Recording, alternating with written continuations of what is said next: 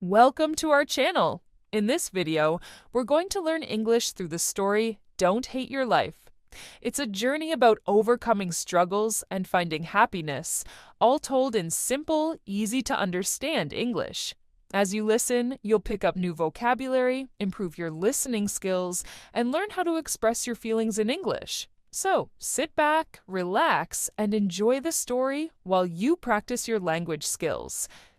It was a rainy afternoon when I found myself sitting on a park bench, staring at the wet pavement below. The gray sky above seemed to match the heaviness I felt inside. I couldn't shake the feeling that everything in my life was falling apart. I was in my late 20s, and it seemed like all the dreams I had in high school were slipping further and further away. It was hard to explain to anyone how I felt. To the outside world, my life might have looked fine. I had a steady job, a small apartment, and friends who cared about me. But on the inside, it was a different story. For months, I had been struggling with a deep sense of dissatisfaction.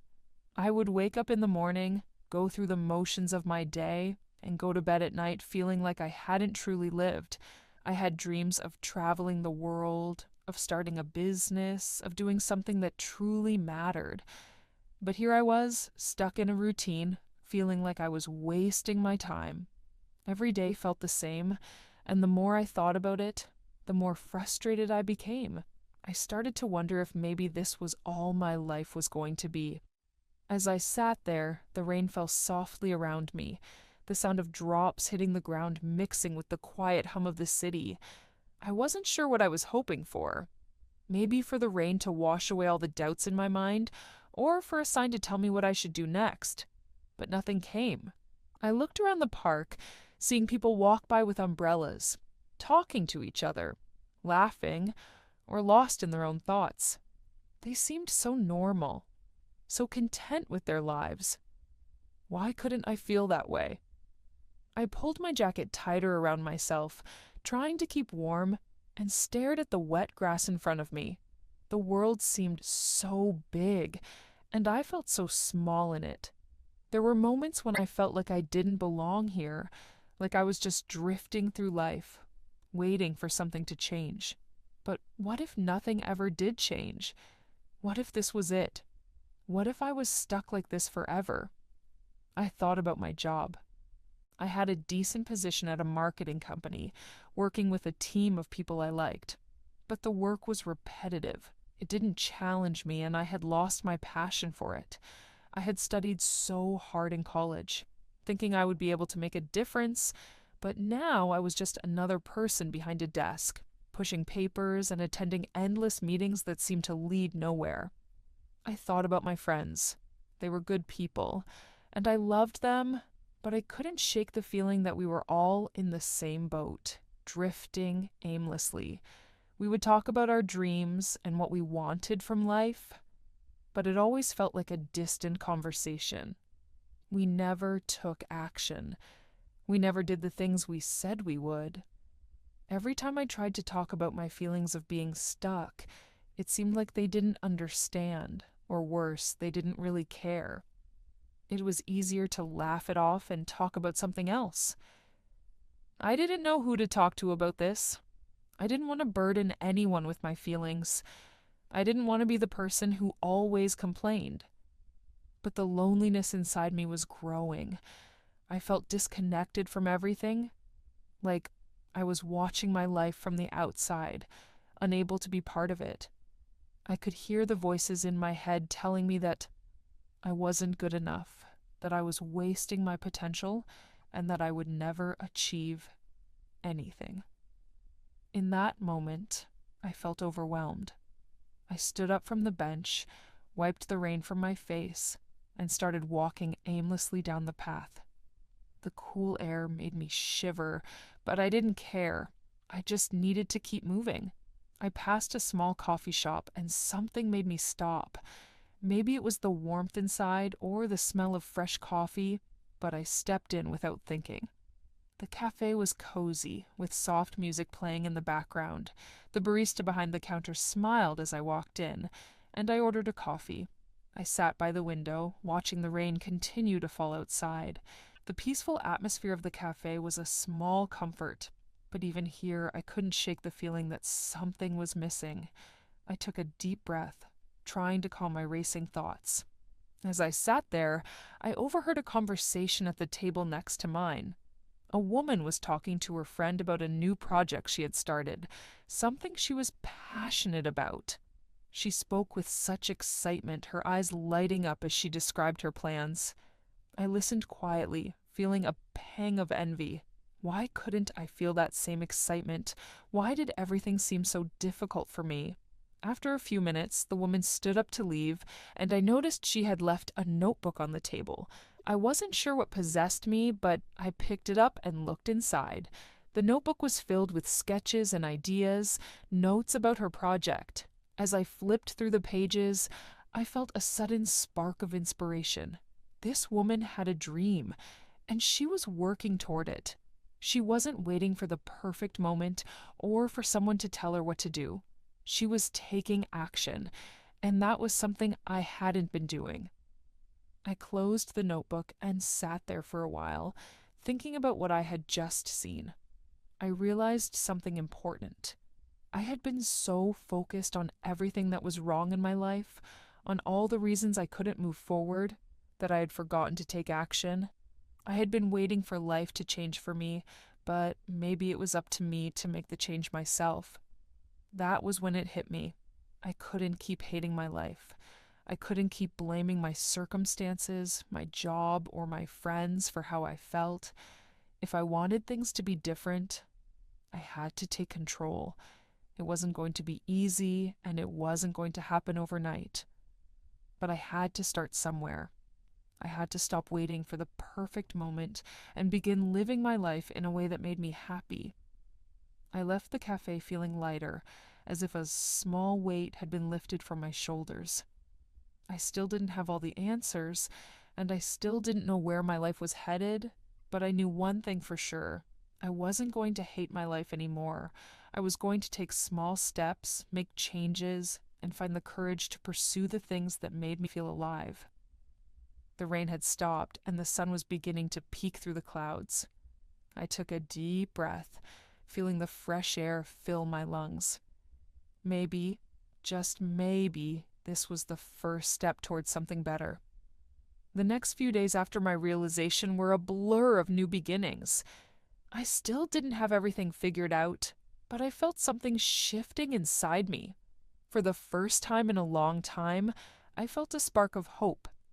It wasn't a sudden, dramatic change. It was more like a quiet decision, a small commitment to myself that I was done feeling stuck. I started small. One of the first things I did was take a different route to work. It might sound silly, but changing my routine felt like I was breaking free from the repetitive cycle I had been living in. I walked through a different part of the city, seeing new shops, cafes, and parks I had never noticed before.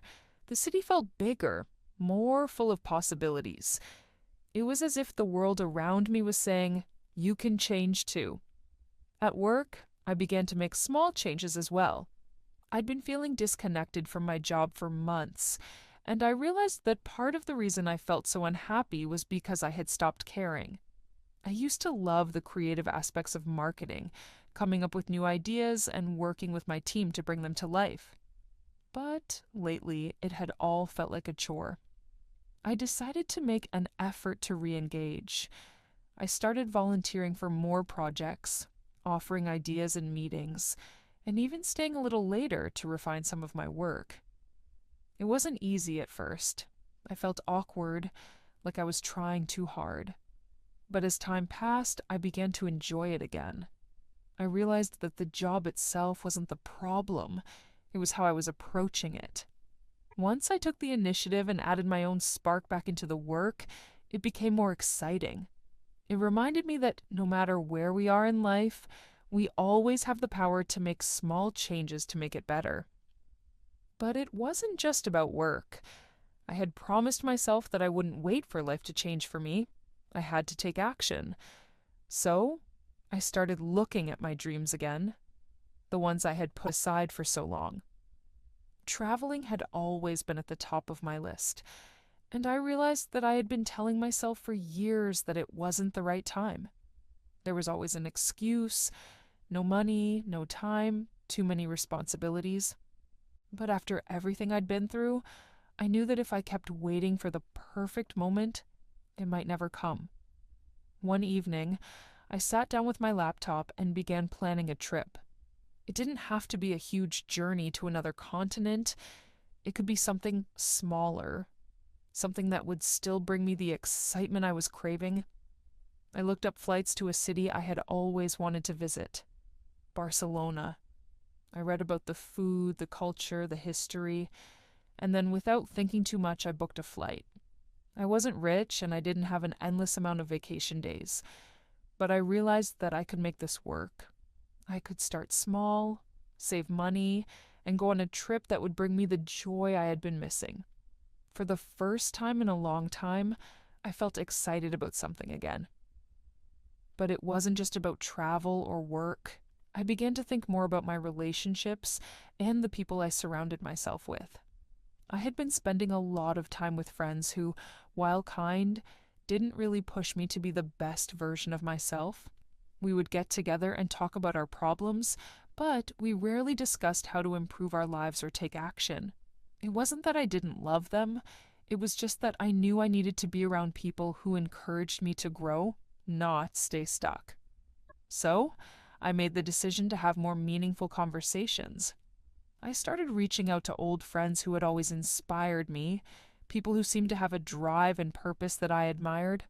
I asked them about their passions, their goals, and how they stayed motivated. Slowly, I started to surround myself with people who challenged me to do more, to be more.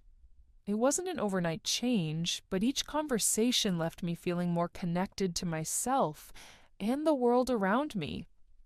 There were still moments of doubt, moments when I questioned whether I was doing the right thing. It was hard not to fall back into the same old habits of doubting myself, but each time I started to feel unsure, I reminded myself of what I had learned: that life doesn't have to be perfect to be meaningful. I didn't have to have everything figured out all at once. I just needed to keep moving forward, step by step. And that's what I did. I took small steps every day to create the life I wanted, and slowly those steps added up. I started to feel more present in my own life, more connected to the things I loved, and more open to the possibilities around me. One weekend, I found myself walking through a neighborhood I had never visited before, a quiet, tree-lined area on the edge of the city. I was taking my time, enjoying the peace, when I stumbled upon a small bookstore. The windows were foggy from the rain, and the smell of old books filled the air as I stepped inside. It was a place that felt like it had been frozen in time, a space where you could get lost for hours among the pages of forgotten stories. I walked through the aisles, my fingers brushing against the spines of the books. I hadn't been reading much lately, but something about this place made me want to start again. I found a book on personal growth and picked it up, its cover worn from years of being passed between readers. As I flipped through the pages, I found a quote that caught my eye: "The journey of 1,000 miles begins with a single step." It felt like the universe was speaking directly to me.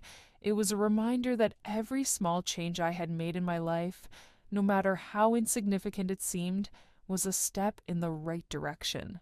The journey I was on didn't have to be perfect, and it didn't have to happen all at once. It was okay to take things one step at a time. I left the bookstore feeling lighter, more sure of myself than I had in a long time. My life wasn't perfect, but it was mine, and for the first time in a long time, I was excited to see where it would take me. I had begun to realize that you don't have to hate your life to make it better. You just have to make the choice to change, even if that change is small at first. Life is about taking one step forward at a time, no matter how hard it feels. And as I walked back home that evening, I knew that I was on the right path. Weeks passed, and the small changes I had made were slowly but surely starting to add up. My life didn't look drastically different on the outside, but on the inside, I felt more alive, more in control. The fear and doubt that had once clouded my mind were starting to fade. It wasn't that I had figured everything out, but I had learned how to approach my life with more intention, more presence. I was no longer waiting for things to get better. I was making them better, step by step. One of the first big changes I experienced was my trip to Barcelona. As the day of my departure drew closer, I could hardly believe it. For so long, I had dreamed about traveling, but the fear of not being ready or not having enough money always held me back. This time, I had gone for it. I had booked the flight and arranged everything. And now, I was ready to experience a new city. I remember stepping off the plane at Barcelona's airport, feeling the warm air hit my face, and thinking to myself, I'm actually here. It felt surreal, almost like a dream.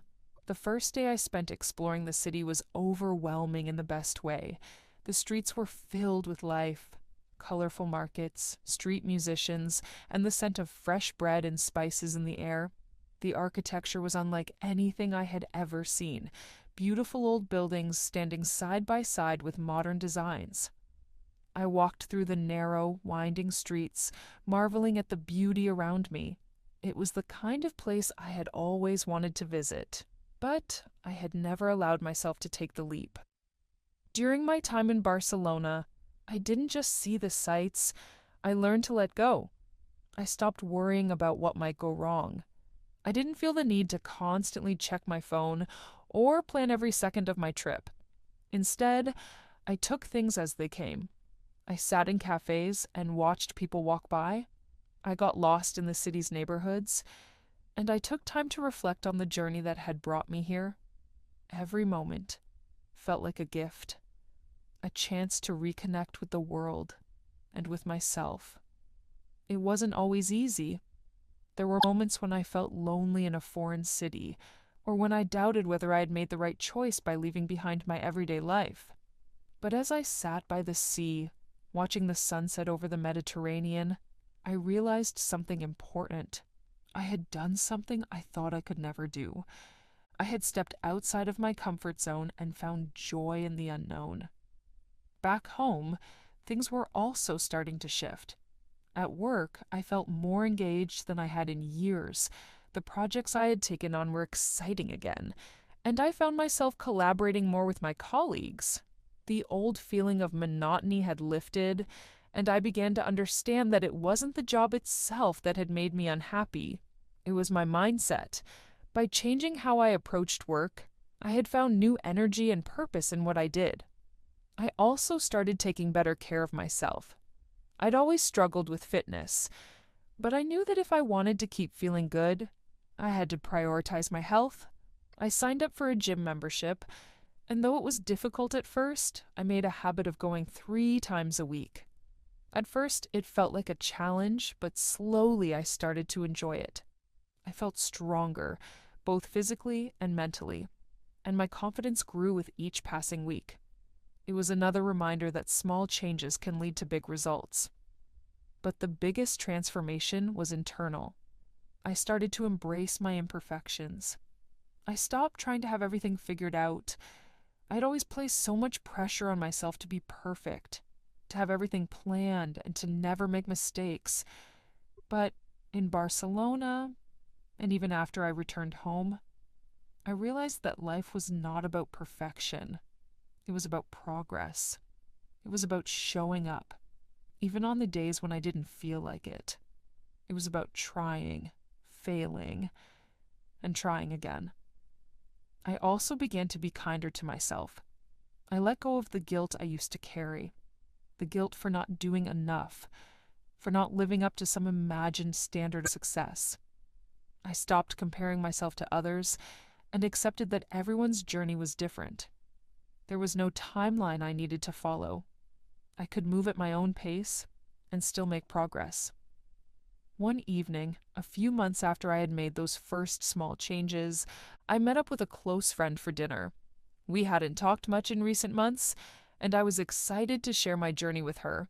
As we sat down at a small restaurant, I could feel the shift in our conversation. It wasn't about complaining or venting about our struggles. It was about celebrating what we were learning, sharing the steps we were taking to improve ourselves, and supporting each other as we grew. She told me that she had started her own journey of change too. She had taken up painting again, something she had loved as a child, but had put aside for years. It wasn't easy for her, and she was still learning, but she felt alive when she painted. Listening to her talk about it, I realized that this was what life was about, finding what makes you feel alive and doing it. As the evening went on, I reflected on how far I had come since that rainy day in the park. I had almost given up on life, thinking it would never get better, thinking I was stuck in a routine I couldn't escape. But now, I felt proud of the person I was becoming. Life wasn't perfect, and I didn't have all the answers, but I knew that I was on the right path. I was taking responsibility for my happiness and creating a life that felt meaningful. The truth was, I didn't have to wait for everything to be perfect. I just had to keep moving forward, one small step at a time. And with each step, I could feel myself getting closer to the life I had always wanted, one that was full of adventure, growth, and the courage to embrace the unknown. I had learned that I didn't have to hate my life. All I had to do was stop waiting for it to change and start making the changes myself. Life was full of opportunities, and it was up to me to grab them. Every day was a chance to move forward, to try something new, and to create the life I wanted to live. And for the first time in a long time, I was excited to see where it would take me next. Thanks for watching.